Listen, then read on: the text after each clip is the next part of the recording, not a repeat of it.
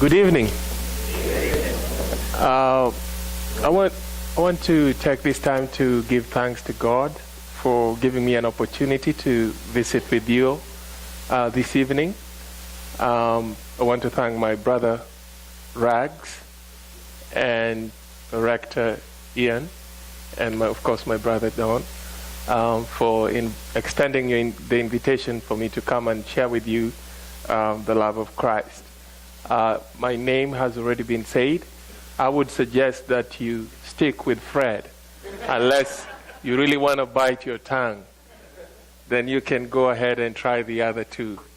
My wife and 3 sons are not here with me, sadly. They are back home in Kenya, and I love them dearly. They have supported me in my ministry, allowing me to come out and go to seminary for 2 years, and then from time to time come and share the gospel in these parts. And so my heart goes out to them tonight, and just pray that God will continue to strengthen them. Thank you for the wonderful meal. If this is the way you all cook and eat, I think I'm going back home and packing my bags and moving here. I want to take some little time and share a little bit about myself, and then talk about the East African revival, which is a hallmark of the Anglican movement in East Africa. And then if we have any time left, I would open up for questions. Perhaps there are things you would want to have me address or speak to. I would be happy to do that. I was born in a family of 10 kids. My mother had 10 children. And that is an average African family. And two of my mother's children died at infancy. And so there's 8 of us left. I have 2 brothers and 5 sisters. And I was born and raised in the Catholic tradition. But then at high school, I was sent to an Anglican boarding school. And so I think that influenced me in the way I saw things spiritually, because as a younger person, I was asked to go to catechism and attend mass, and it wasn't really because I wanted to. I think I did it more because if I didn't do it, my father would spank me, and so I did it to avoid the spanking. So at this Anglican boarding school, I came face to face with an opportunity to hear the gospel being preached. There was seeds that were planted then, but it wasn't until much later when I had finished high school and got into a sort of a reckless lifestyle. And at the time, I was working as a bouncer in a nightclub. And I had this experience over a period of a whole week, and I felt troubled and empty inside. And other young men and women looked at my life and they thought I had it all together. I had access to the drugs and the alcohol and the beautiful women, and so they thought, I was in the right place. They envied my life, and I hated my life. I would go back to my room and cry myself to sleep like a baby. And little did I know that it was the Spirit of God working in my life to transform me.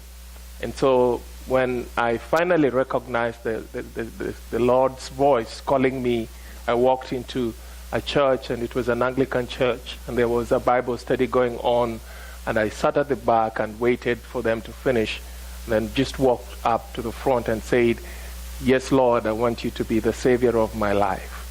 And He's been gracious, He's been good and kind to me, and I also thank Him for the privilege to serve Him as an ordained minister. I have been ordained for 7 years now in the Diocese of Maseno South in Kenya, that is in the western part of Kenya. You will try to sort of locate in your mind that Kenya is in East Africa, right by the shores of the Indian Ocean. And so we are west of Kenya, just a little bit below the equator. But the village where I'm serving is, I would say, about a mile from the equator, but it is highly elevated. I'm sure sometimes as I talk to people and they say, oh, at the equator it must be very hot. And they say, no, it's about 5,000 feet above sea level, so it gets very cool. I currently serve as the missions director in my diocese, and also an assistant in a church. And apart from coming to the ordination of my friend Gary Bison, my intention during this visit was to meet with people and speak to churches and build mission partnerships. And I want to say at this point that I'm excited to be part of what God is doing in this diocese in this time. And I just want to say a word of encouragement that the witness of the Anglican Episcopal Christians in the Diocese of South Carolina is a huge witness to us in the southern globe. We are encouraged because at some point we thought that all hope was lost. And to see you stand as a witness for the gospel, decide that this is the gospel, we believe in it, and we are going to defend it, is such a witness to us in the church in Africa. And we want to say, keep on doing it, because it is an encouragement to us, and it blesses our heart to see you stand for the gospel. At this point, I want us to turn our attention to the East African revival and its impact on the Anglican mission in East Africa. And perhaps we can begin by sort of locating the historical context of the East African revival. The story of the East African revival began in Rwanda in the 1920s. There was a gentleman called Joe Church, and Joe Church was a British missionary of the Church Missionary Society, CMS, that had been tasked with the responsibility of planting churches and evangelizing the East African region.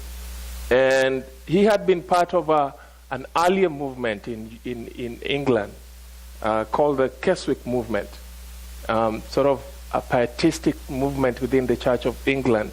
And so because of his influence and the time that he spent in East Africa, he had contact with people within East Africa, and more precisely in Rwanda and in Uganda. And so the Keswick movement sort of had a huge influence on the East African revival. But the East African revival had marks or characteristics that were distinctly African.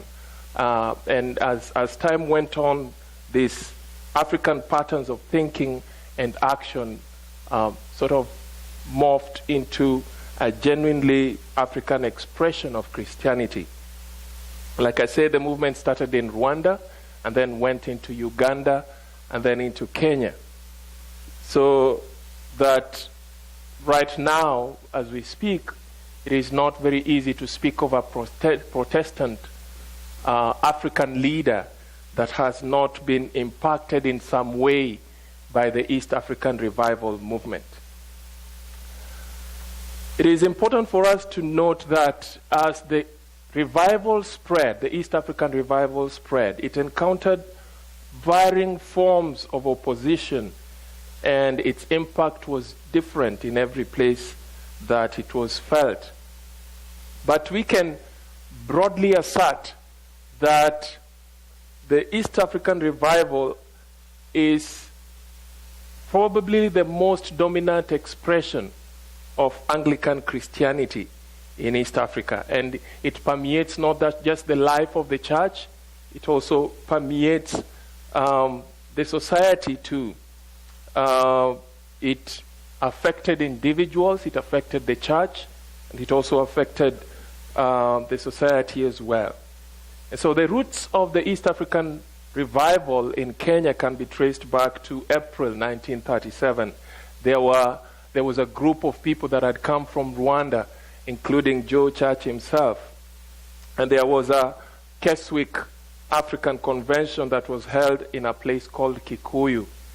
And when the brethren got together to listen to the gospel, the revival began there. And at the time, like Rwanda and Uganda, this was a time that the church was marked by nominal Christianity.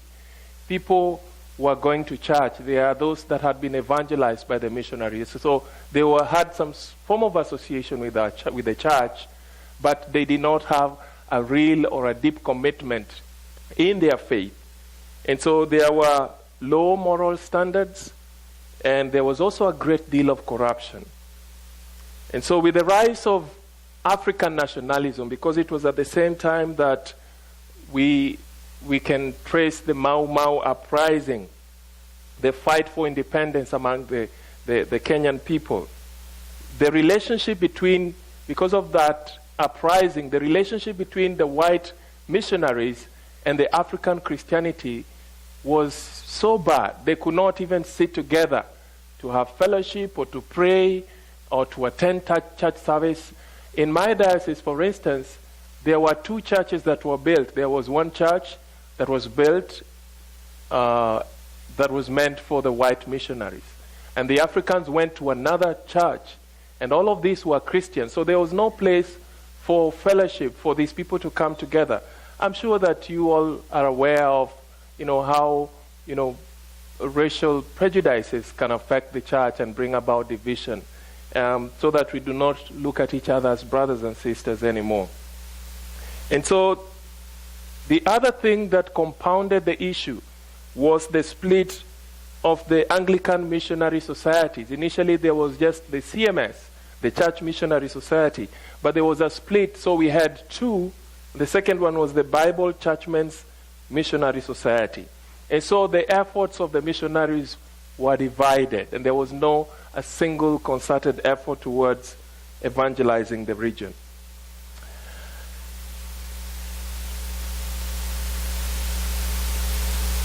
So that's how the revival began in Kikuyu, but it spread throughout Kenya, with some of the missions that notably were influenced at the initial stages being Maseno. Maseno is the town that is closest to where I am serving, probably about 5 minutes walk. And you would find this mission station where the missionaries came, and they do not just set up a church. They built a church, and they built a school there, and they built a hospital too. And so one of the hallmarks of missionary efforts was that wherever they went, they did not just preach the gospel, but they did schools, they did hospitals. They were meeting the needs of the people in those areas.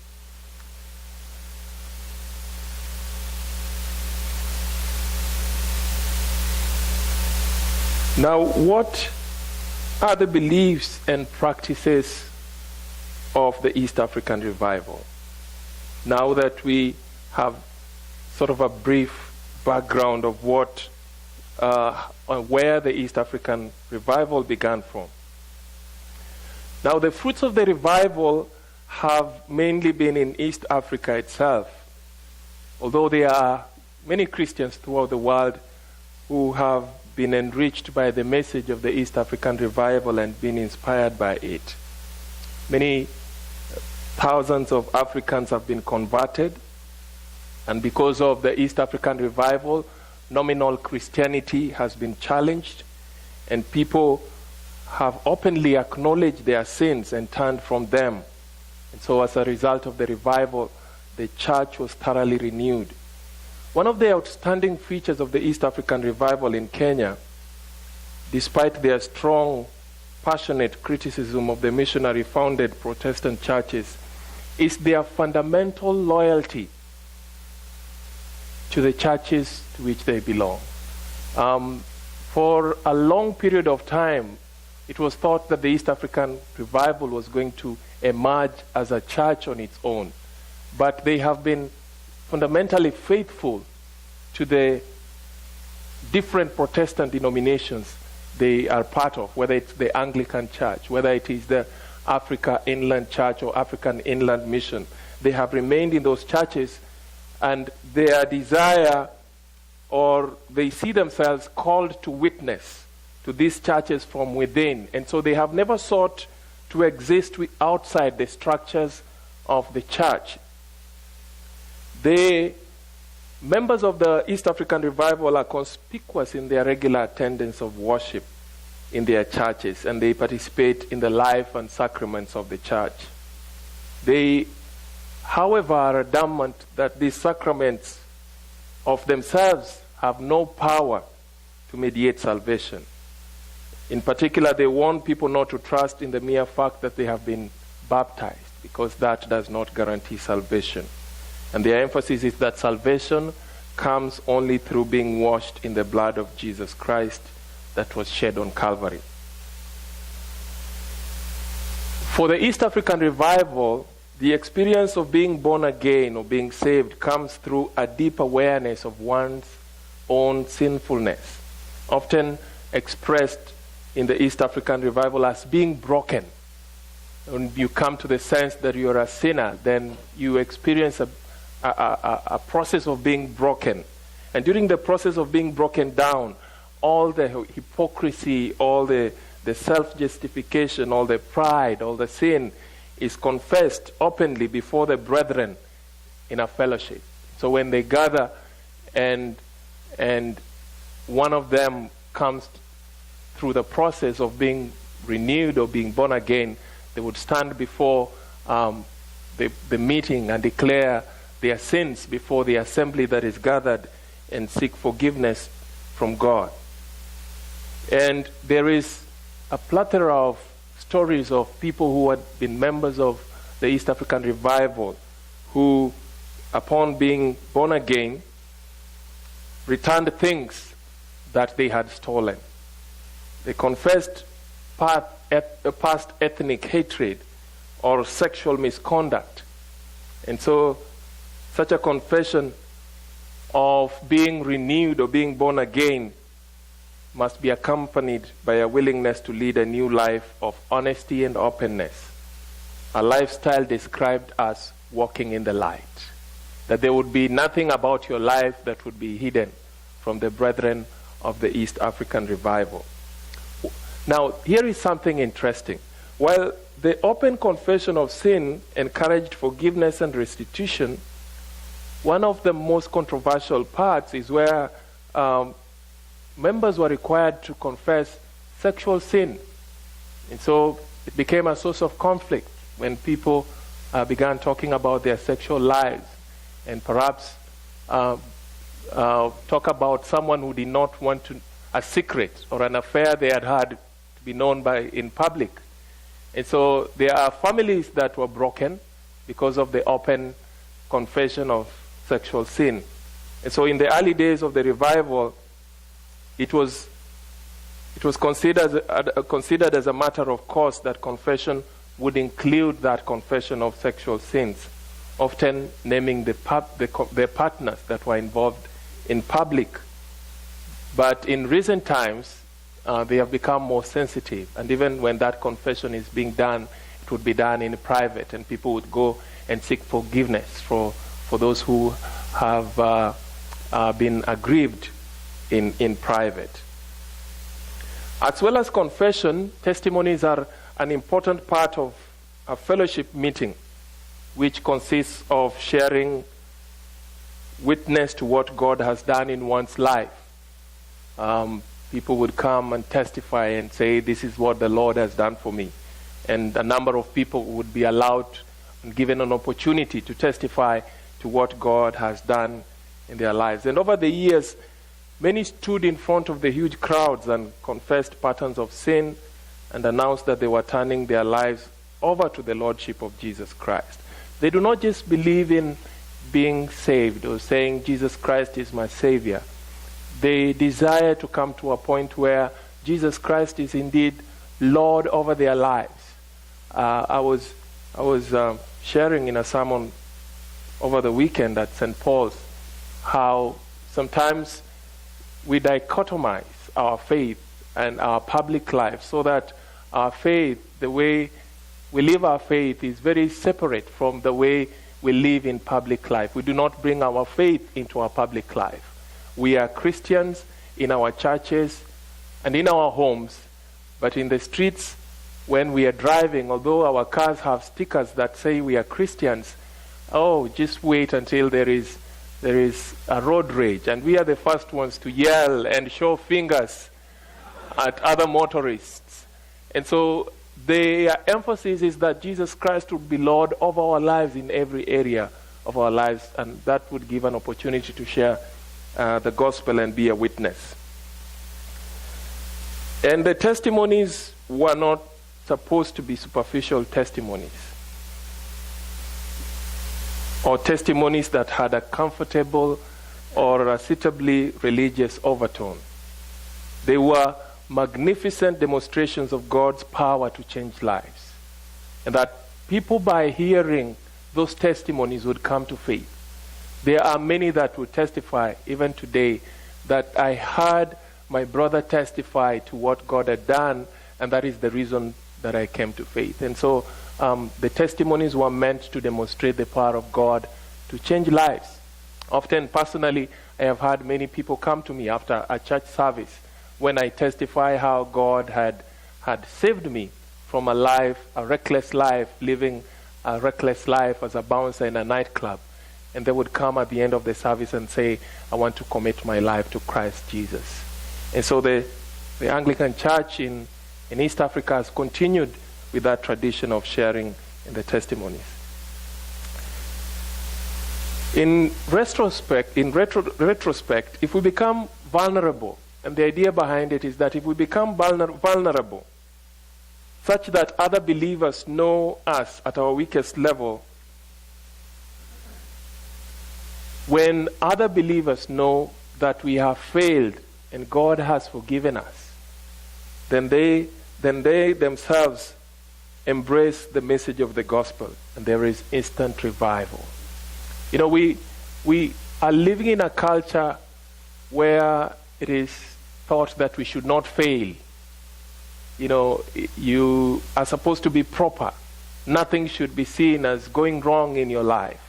And so the message of revival, or the East African revival in these times, is so countercultural, because we want to feel good, we want to appear good, we want to be defined by certain standards of this world. And so the message of the East African revival says, you know, you have to be vulnerable, you have to say that you are weak, acknowledge your weakness before men, but there is power in there, because what Paul talks about is that the message of the cross is foolishness to those who are perishing, but to us who are being saved, it is the power of God.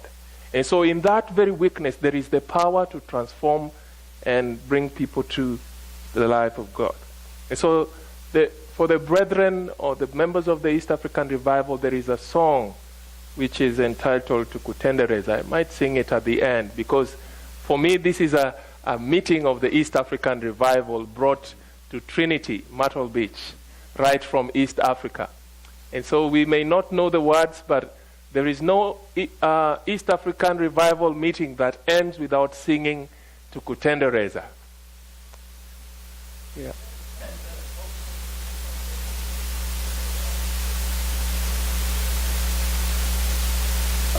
It was not a cultural thing. It is something that came out of the East African revival. Yeah.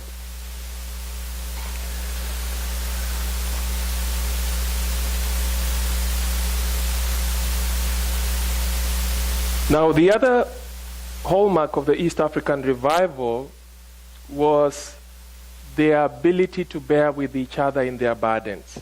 I want to read a quote from Kevin Ward in a book he wrote entitled Balokole Revival in Uganda. And here is what Kevin Ward says. The brethren take very seriously the necessity of bearing one another's burdens. One of the ways in which this is expressed is by walking in the light. This involves completely being honest about your attitude, about your brother or sister, sharing what you have found offensive, and not allowing grudges to fester undisclosed. It also involves giving counsel and correction about a person's general conduct. This must be given in love and received with a humble spirit and without resentment. In this way, the fellowship group comes to a strong disciplinary role among its members, enforcing community norms in such matters as clothes fashions, hairstyles, drinking and smoking, and relations with members of the opposite sex. Now, there have been evidence, or sometimes it's been taken too far, and you would see that it's almost legalistic, someone desiring that you would live by certain rules that have been laid down. The other thing that we can talk about is marriage, and this is very interesting, that young people are expected to marry from within the fellowship, where the senior members have the exclusive right to be involved in the choice of a marriage partner. Interesting, huh?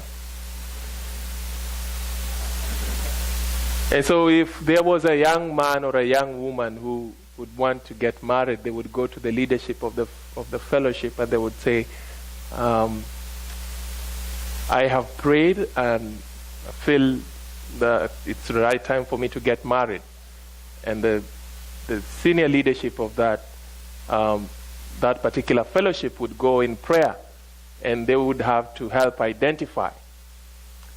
That is not very attractive for young African Christians, because they want to choose the person they will marry.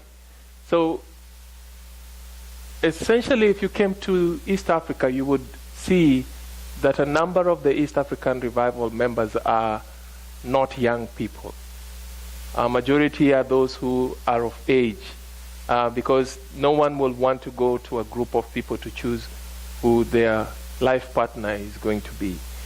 And so as a church, we hope that God will help us to sort of mitigate in issues like that, so that it is understood that the choice of a marriage partner belongs to an individual. In a wider sense, the East African Revival operates above the various traditional clan obligations. For instance, culturally it is expected within many tribes in East Africa that when you're going to get married, the man pays dowry in the form of a number of cows or goats to the family of the bride. But the East African Revival comes in and says, no, we will not be governed by those cultural obligations. And so it is noted sometimes that their marriages would take place. They would have weddings without necessarily having the payment of dowry. So they spoke a lot to the cultural obligations, especially the very oppressive ones. And I think that the Anglican Christianity, or Christianity as a whole, benefited a lot from the East African Revival because they spoke to the oppressive cultural obligations. There are testimonies of men and women who abandoned their polygamous marriages because when they were born again, or when they were saved, they realized that they were living in sin. And so they abandoned the polygamous marriages after seeing the light and acknowledging that polygamy was a sin. But there's one thing that really troubles me. There are women who, when they became enlightened about the sin of polygamy, walked away from their children, including infants. And I think that poses a problem for me. You know, that yes, you have come to faith, but I think that there's a sense in which our faith is corporate. When we decide that God has called us, I don't think we should do it at the expense of our children that are part. And I think that Paul speaks to issues like that in the book of Corinthians. Now, the East African Revival was an agent of evangelization in Kenya. From its inception And as it progressed, it had immediate effect on missionary work all over Kenya. The numbers of indigenous evangelists increased greatly, with those who were saved reaching out to others around them and adding to the evangelical growth of the church in Kenya. But in many cases, the greatest expansion of faith came through the conversions that took place during conventions that were held regularly and in the mission field. To date, the East African Revival continues to be an evangelistic organization that preaches to those who are not yet Christians and to nominal Christians who have not yet committed their lives to Christ, who have not repented and have not made a decision to follow Christ. In my opinion, the growth of the Anglican Church in Kenya has mostly been through the evangelistic nature of the movement, both within the church and outside. And the members of the revival have also been a resource for providing lay leadership in the church, and have therefore greatly influenced the affairs of individual churches and the Anglican Church of Kenya as a whole. Just that you know, our parishes are structured in such a way that you would have a parish, not just that has, when there are a number of parishes that have single congregations, but most of our parishes have multiple congregations. The church where I serve in has 6 congregations, but 1 parish. And so what happens, because the priest cannot go to every church on a single Sunday, we have lay leadership and evangelists leading the congregation in morning worship, up to and until the time the priest has an opportunity to come and do sacramental duties. But there is the lay movement is so strong, and I think that it is the strength of the lay leadership of our church that has made our church even stronger. There is almost an immediate connection between the East African Revival and the hunger for education in Kenya. It is significant that the areas that had an earlier penetration of revival had higher proportion of those who received formal education through missionary schools.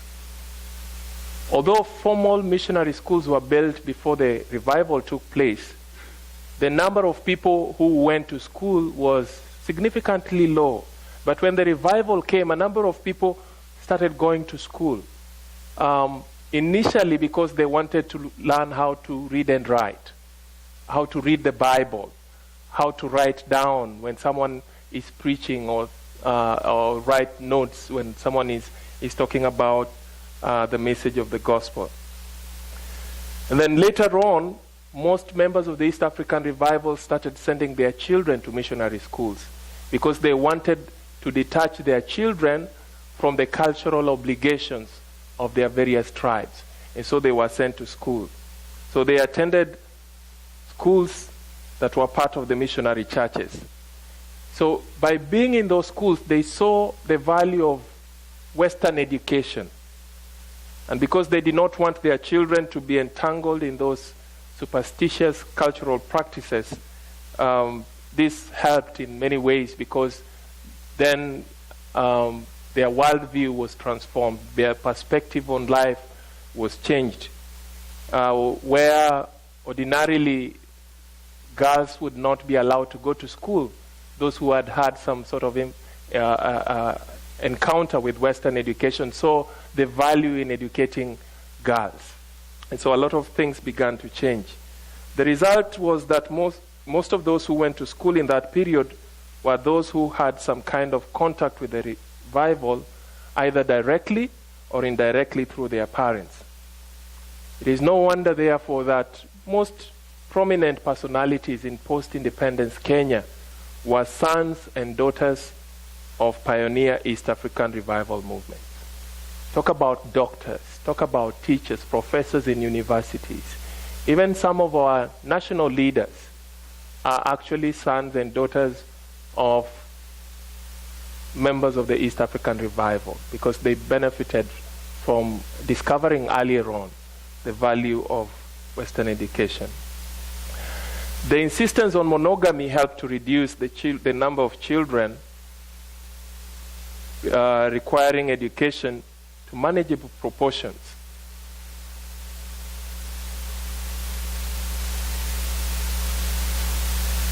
This is because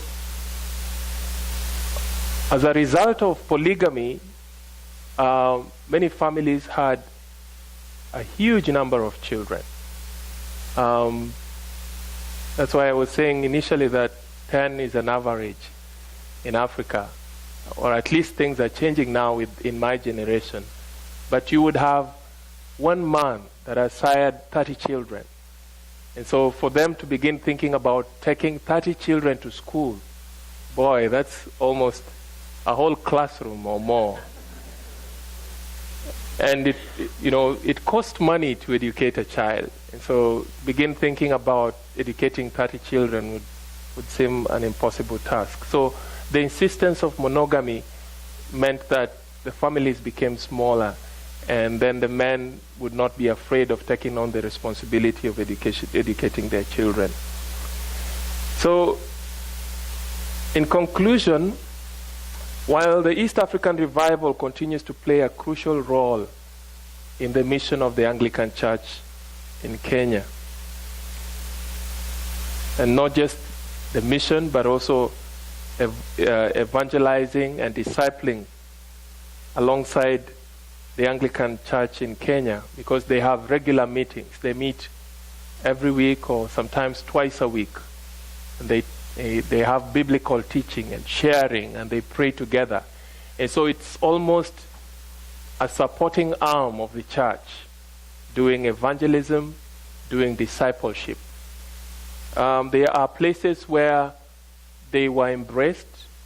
If you go to Uganda, it's not very easy to distinguish between where is the jurisdiction of the church and where is the jurisdiction of the East African Revival Movement.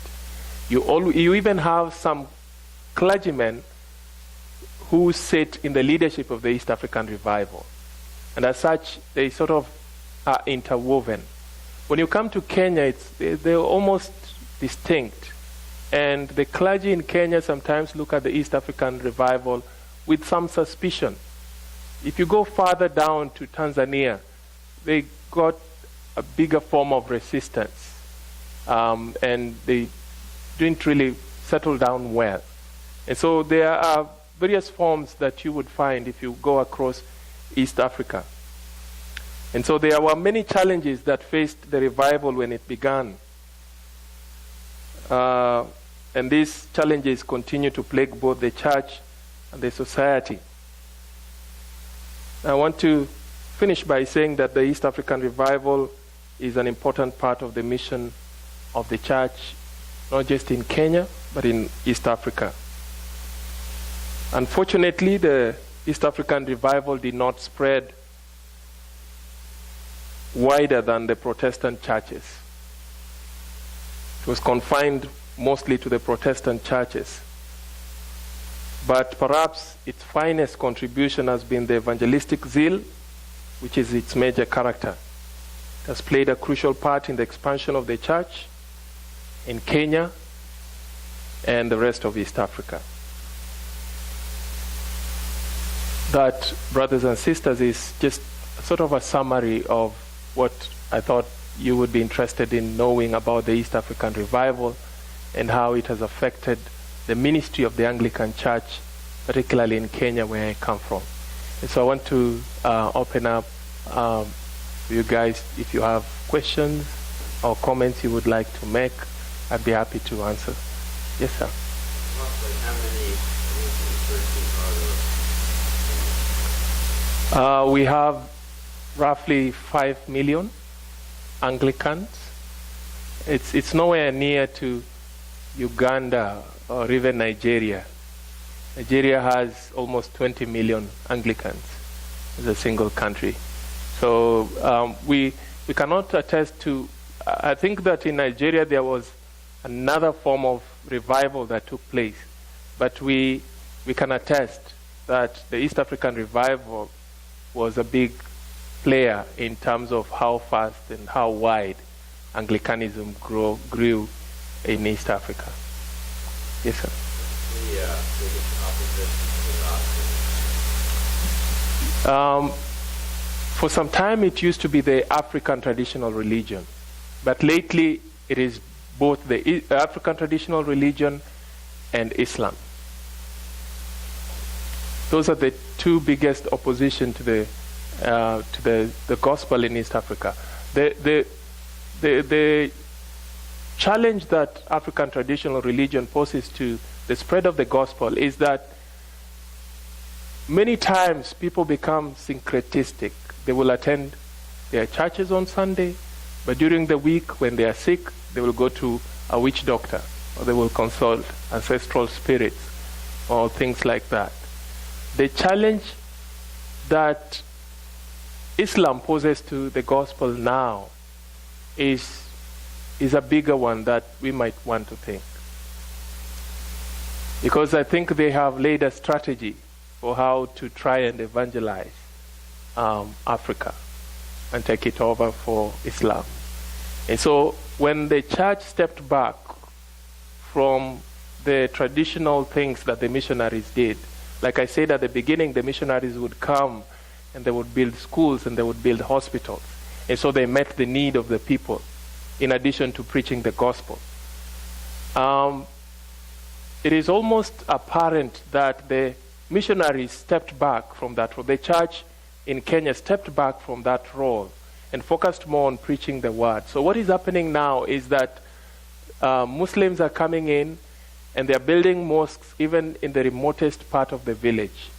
And they are building schools, they are building hospitals, and our sons who want to go to college and cannot afford to pay tuition, they are enticing them with money for their tuition and evangelizing them or changing or transforming them into Muslims. And so our response is that, particularly to Islam, is that we will not take up arms or grenades to blow them up.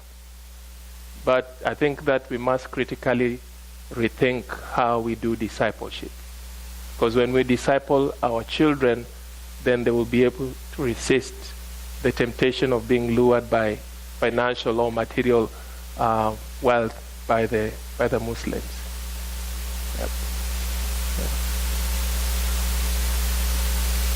Yes, sir.